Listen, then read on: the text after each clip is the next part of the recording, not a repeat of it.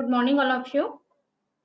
In this lecture, we will start our unit number 3, organizing. Okay. In last week, we were learn unit number 2, planning and decision making. Right. So त्यामध्ये मग आपण planning काय आहे, प्लॅनिंगची process, importance, steps, decision making techniques, then MIS management information system असे बरेच question आपण learn केले होते. Okay. So now we start unit number 3, organising. So organising काय आहे बघूया आपण.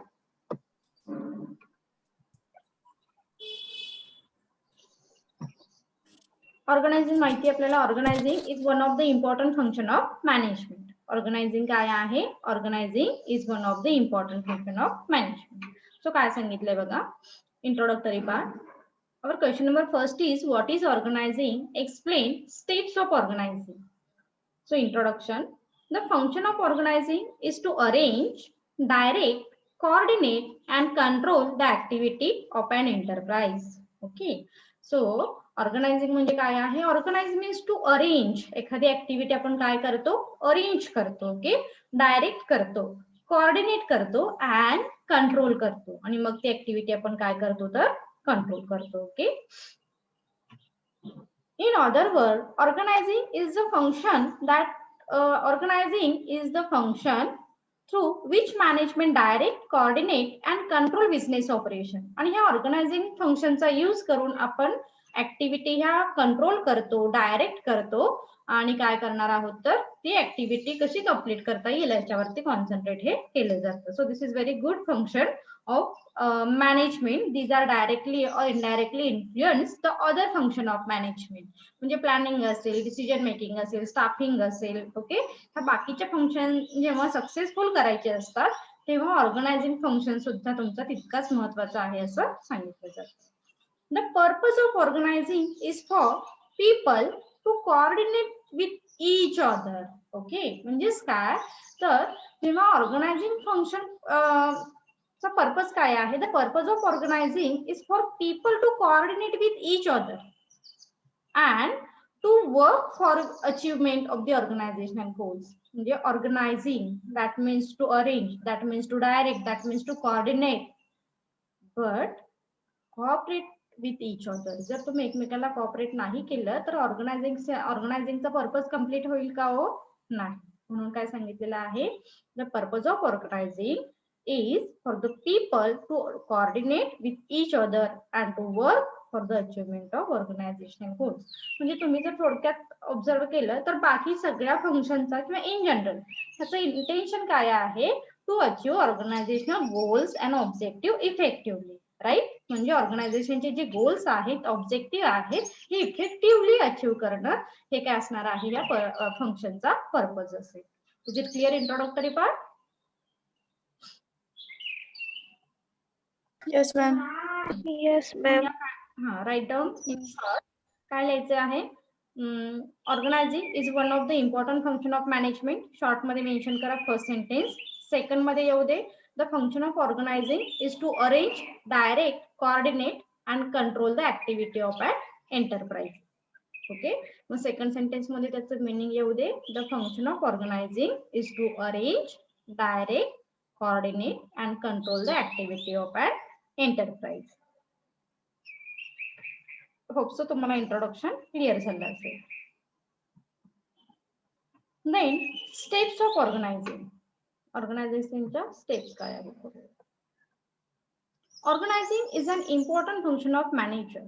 It is an ongoing process which involves gathering resources, identifying work to be performed, assign duties and responsibility, delegating authority and coordinating the effort of the employees. Okay. म्हणजे हे काय आहे तर बरीच यामध्ये ऑर्गनायझिंग म्हणजे फक्त आपल्याला एखादी ऍक्टिव्हिटी ऑर्गनाइज करायची आहे का, रिसोर्सेस फक्त कलेक्ट करायचे आहेत का, नाही. तर काय करायचं आहे हे डिटेल थोडंसं सांगितलेलं आहे. It is an ongoing process, right, which involve gathering resources. तुम्ही काय करताय, इथे रिसोर्सेस हे गॅदर करताय. Right. Then identify work to be perform. आणि मग कोणता एम्प्लॉईज काय टास्क परफॉर्म करणार आहे हे आपण काय करू, सेकंड मध्ये आयडेंटिफाय करू. That means identifying work to be perform. Then assigning duties and responsibility of each employee. आणि प्रत्येक एम्प्लॉईची ड्युटीज काय आहे, रिस्पॉन्सिबिलिटीज काय आहे हे तुम्ही काय करता इथे असाइन करता. Okay. Then delegate authority. Delegate authority that delegate म्हणजे काय हो माहितीये का कोणाला? What is mean by delegate सांगा बरं. डिलिगेशन म्हणजे काय? We were already learn in principle of management, right? मग डिलिगेशन म्हणजे काय? कोण सांगेल? अक्षता, अमन, अंबर, मेहरीन, मुस्कान. किसी को भी ऑर्डर देने वाली authority. Order in the sense delegate means distribute the duties and responsibility. Okay, like a distribute करणे. Okay, delegate means dividation. Delegate means dividation or distribute authority. Okay, and coordinating the effort of the employees. म्हणजे फक्त distribution केल्यानंतर ऑर्गनायझेशनचे function complete झालं असं नाही होत. तर ह्या प्रत्येक एम्प्लॉईज मध्ये कोऑर्डिनेशन इफोर्ट असणं सुद्धा तितकंच महत्वाचं असतं. Okay. A business can not function in an energy creating organized, that means imply the creating of a harmonious work environment. It's very important thing. म्हणजे जेव्हा तुम्ही एखादी ऍक्टिव्हिटी ऑर्गनाइज करताय, एखादा टास्क कंप्लीट करताय, that most important thing is create the harmonious work environment in the organization. That means create the good work environment, healthy atmosphere in the work. Okay.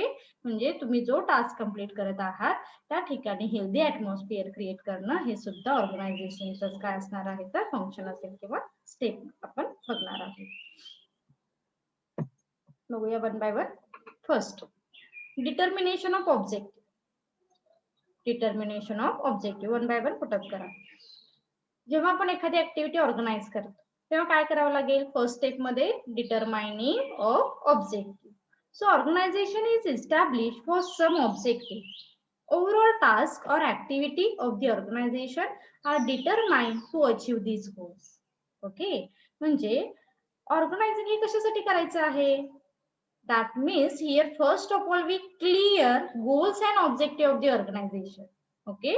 So organization is established for the some objective. मग objective तुम्हाला माहिती आहे ते कोणतेही असू शकतात. For example profit maximisation, customer satisfaction, maximization sales, then create brand awareness असेल, acquiring or expand business असेल, diversification of business असेल, whatever it may be, right? So पहिल्या स्टेप मध्ये तुम्हाला काय करायचं आहे? in the first step of organizing is to clear objective of the organization or establish for some objective. आणि इथे ऑब्जेक्टिव्ह मग तुम्ही मेन्शन करू शकता की कोणते असायला हवे. फॉर एक्झाम्पल म्हणा, काही ऑब्जेक्टिव्हचे एक्झाम्पल लिहिला तरी चालेल. Okay. So overall task or activity of the organization are determined to achieve this goal. म्हणजे पहिली स्टेप जेव्हा तुमची क्लिअर होते त्याच्यानंतरच बाकीच्या स्टेप काय होणार आहेत तर स्टार्ट होतील. राईट. म्हणजे पहिल्या स्टेप मध्ये तुम्हाला काय करायचं आहे? Here in this first step manager or organization prepare organizational objective. For example, profit maximization, sales maximization, create brand awareness, expansion of business, etc. etc. Okay, एक example म्हणून तुम्ही देऊ शकता. Is it clear first step? Yes, ma'am. वॉइसची आवाज येत नाहीये. अमन, अंबर,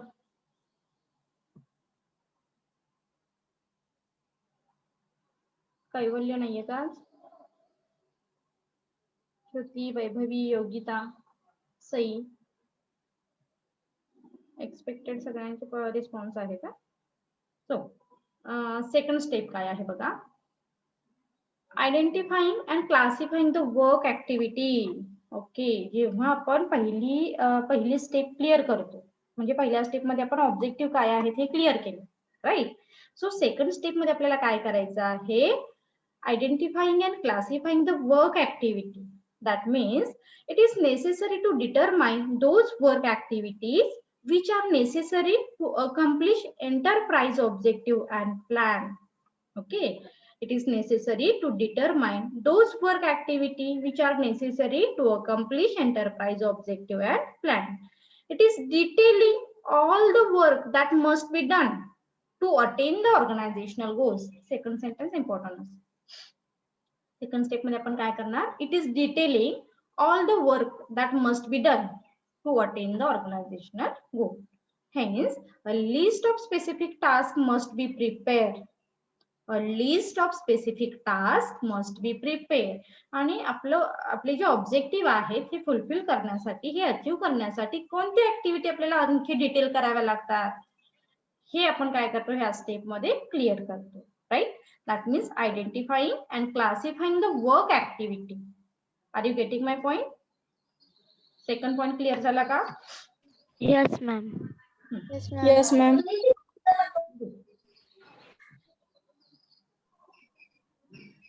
आपले 4 point complete झाले की रिव्हिजन घेऊ आपण. डिवाइस करू. Point number 3, grouping of activity. The closely related or similar activity must be grouped into the manageable division, department of work or unit. Okay. म्हणजे आता ह्या स्टेप मध्ये आपल्याला काय बरं करायचंय? Grouping of activity. म्हणजे एखादा ग्रुप आहे त्या ग्रुपला ती ऍक्टिव्हिटी काय करणं तर त्याची रिस्पॉन्सिबिलिटी देणे. That means the closely related or similar activity must be group. Group आपण कधी तयार करतो? त्या ग्रुपमध्ये वर्क करणारे एम्प्लॉईचे सिमिलर ऍक्टिव्हिटी वरती काय करतील? इफोर्ट घेतील. Right? Into the manageable division, department or work unit. मग फॉर एक्झाम्पल दिलेला आहे, the activity of manufacturing company may be grouped into the such department as the production, that means marketing, then financing, personnel, etc. etc. म्हणजे production department काय करेल? Production department concentrate are only production area. म्हणजे कोणत्या टाईपचं production घ्यायचं आहे याच्यावरती फक्त प्रोडक्शन डिपार्टमेंट काय करेल? कॉन्सन्ट्रेट करेल. मार्केटिंग डिपार्टमेंट काय करेल? मार्केटिंग कशा पद्धतीने करता येईल त्या प्रोडक्टची यावरती फक्त कॉन्सन्ट्रेट करेल. फायनान्स डिपार्टमेंट काय करेल? Provide financial facility to the all department, all required department. म्हणजे ज्या डिपार्टमेंटला फायनान्सची गरज आहे त्या डिपार्टमेंटला फायनान्स प्रोव्हाइड करणार. पर्सनल डिपार्टमेंट काय करणार? Hire employees for completing task. कोणता टास्क कम्प्लीट करायचा आहे त्यासाठी कोणत्या टाईपची एम्प्लॉईची नीडेड आहे, रिक्वायरमेंट आहे, तो टास्क कम्प्लीट करण्याचं काम, तो परफॉर्मन्स कम्प्लीट करण्याचं काम पर्सनल डिपार्टमेंट करेल. That means HR department. Okay. Then this grouping or combining of activity is called the departmentation. आणि हे सगळं कशाच्या अंडर येणार आहे तर डिपार्टमेंटेशनच्या under. Is it clear? Yes, ma'am. Yes, ma'am. In this third step, the organization prepare grouping of activity. किंवा as it is पहिलं सेंटेन्स जरी मेन्शन केलं तरी चालेल. The closely related or similar activity must be grouped into the manageable division, department or work. Now, for example, manufacturing department distribute activity as a production, marketing, finance, personnel, etc. हे कशाच्या under येते हे फक्त लक्षात राहू दे. Departmentation. Point number 4, collecting resources. आता आपण काय केलेलं आहे? ऍक्टिव्हिटीचा ग्रुप केलेला आहे. कोणती ऍक्टिव्हिटी कोणतं डिपार्टमेंट रन करेल. ओके. सो देन मग आता तो फक्त काय जो काही रिसोर्सेस आहे हा प्रोव्हाइड करणे पर्टिक्युलर डिपार्टमेंटला, हे आपण ह्या स्टेप मध्ये करतो. So collecting resources, assessing personal requirement and determining the physical resources is very necessary to build the structure of an enterprise or of an organization. Okay. Assessing personal requirement and determining the physical resources. म्हणजे त्या ग्रुपला कोणत्या कोणत्या गोष्टीची गरज असणार आहे बरं? म्हणजे कोणते रिसोर्सेस त्यांना रिक्वायर असणार आहेत. सो हे आपण ह्या स्टेप मध्ये क्लिअर करतो. Okay. And it necessary inputs such as main, machine, material, equipment and other physical resources must be collected and arranged as well as provided. आणि हे सगळे रिसोर्सेस आपण काय करतो? त्या ग्रुपला प्रोव्हाइड करण्याचं काम करतो under given step. Is it clear? Point number 4. Yes, ma'am. Okay. So then take a 1 minute. Read and record. एकदा रिवाइज करा, आपण रिपिटेशन घेऊ आणि मग नेक्स्ट पॉइंट कडे जाऊ.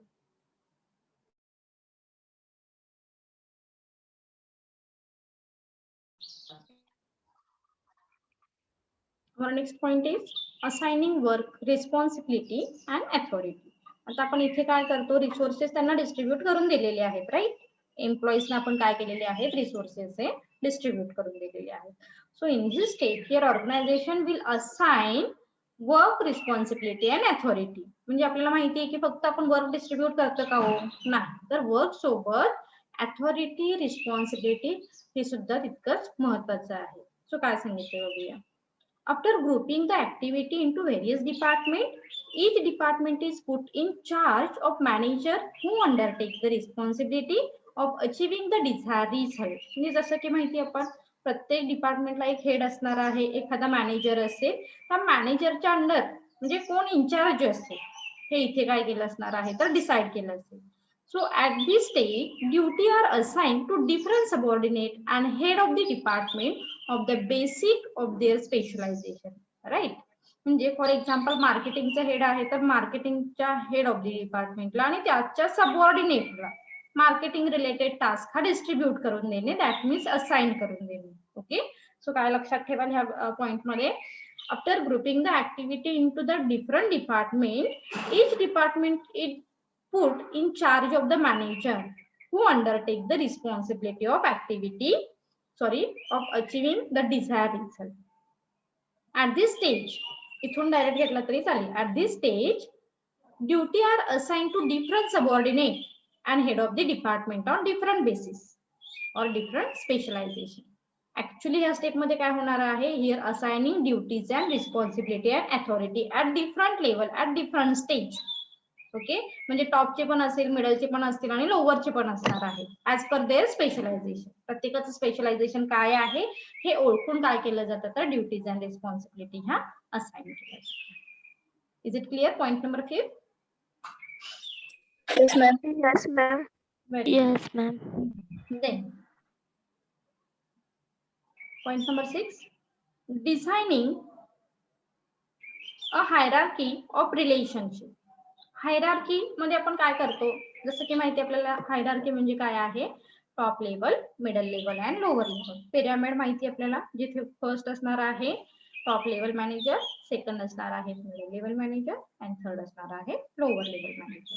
सो इथे ही हायरार्की आपण डिफाइन करतो. So this step involve the creation of superior subordinate relationship. It's very important thing, लक्षात ठेवा. म्हणजे कोऑर्डिनेशन साठी किंवा ऑर्गनायझिंग साठी तुम्हाला काय महत्वाचं आहे हो, create a healthy atmosphere, create a cordial relationship with superior and subordinate, right. So this step involve the creation of superior and subordinate relationship. आपण ह्या स्टेप मध्ये काय करतो, create the superior and subordinate relationship.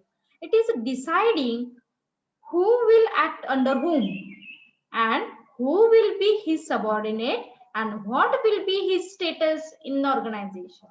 म्हणजे प्रत्येक एम्प्लॉईजला आपण कोणाच्या under काम करणार आहोत हे क्लिअर असायला हवं आणि त्या एम्प्लॉईची त्या सबऑर्डिनेटचं स्टेटस काय असणार आहे इन द ऑर्गनायझेशन हे क्लिअर असेल, राईट.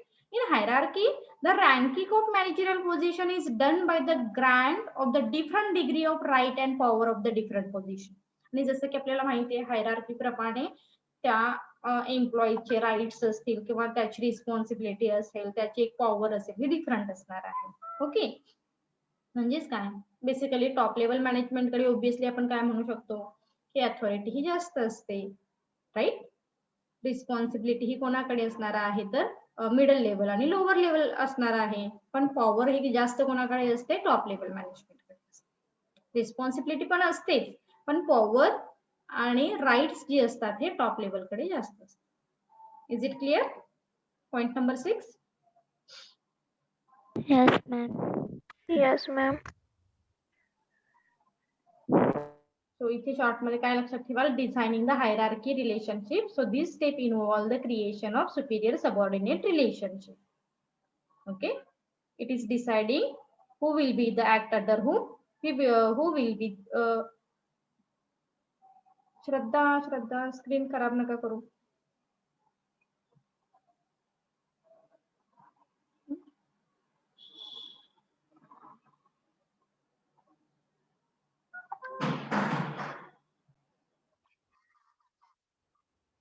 पॉइंट नंबर 6 मध्ये लक्षात राहिलं का? काय लिहायचंय?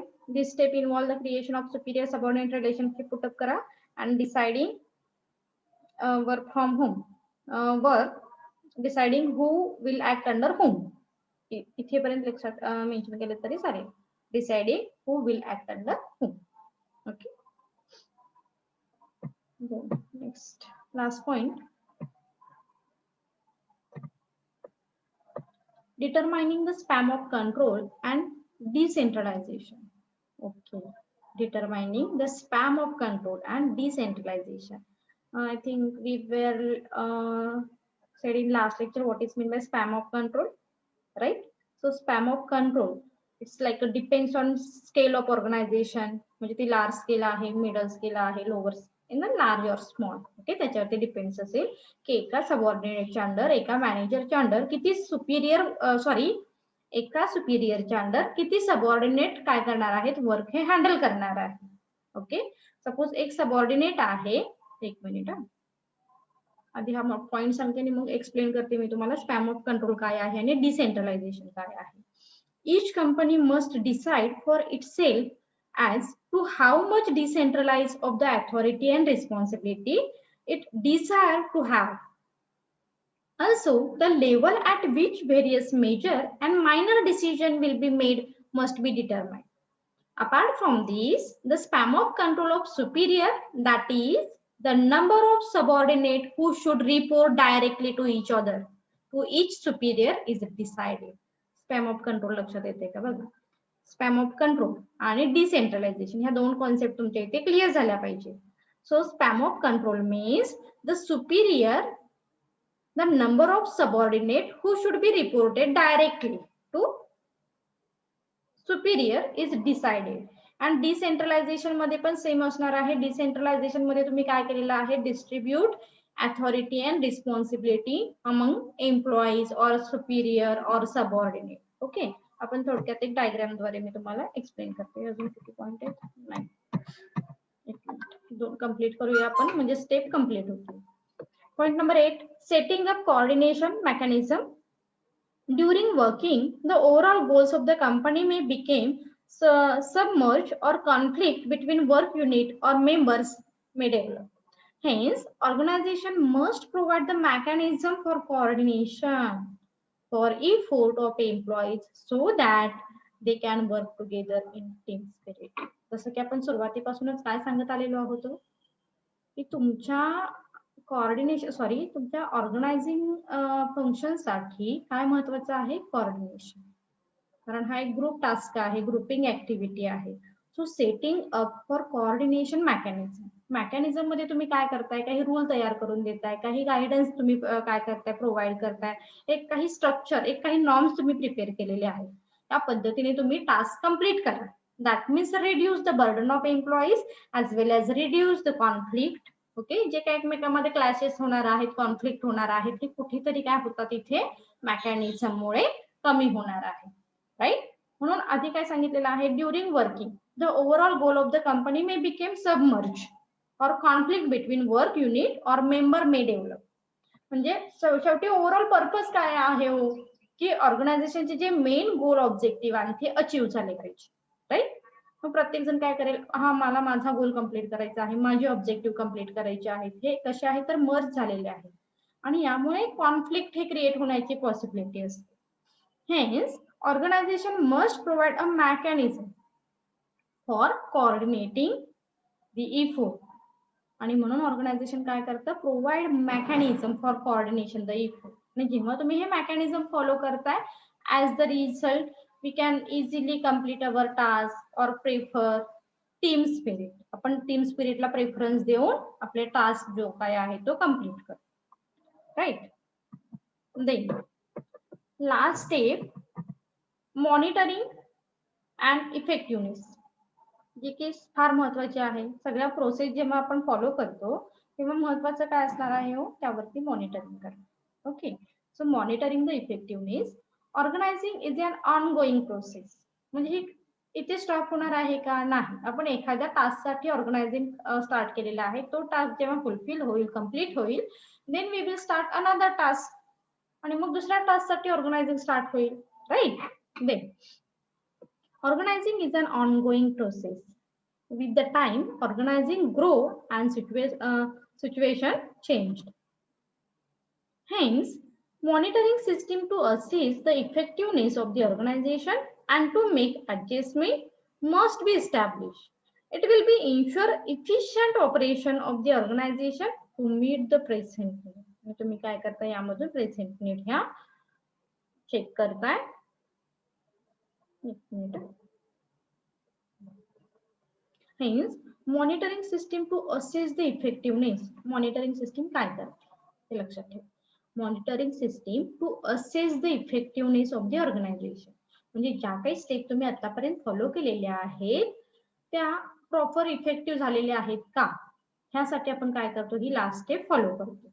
Okay, so monitoring system to assess the effectiveness of the organization and to make adjustment. आणि जर तुम्हाला वाटलं की इफेक्टिव्ह नाहीये, then we will check or we will implement next step or we will choose another alternative, right? आणि त्यामध्ये आपण थोडाफार ऍडजस्टमेंट हे करू शकतो. Must be established. It will ensure efficient operation of the organization to meet the present. शेवटी आपलं intention काय आहे? Efficient operation into the present need, right? Is it clear? Yes, ma'am. Yes, ma'am. So आपण हा question आहे line organization. It's very interesting question. We will start in next lecture. Okay.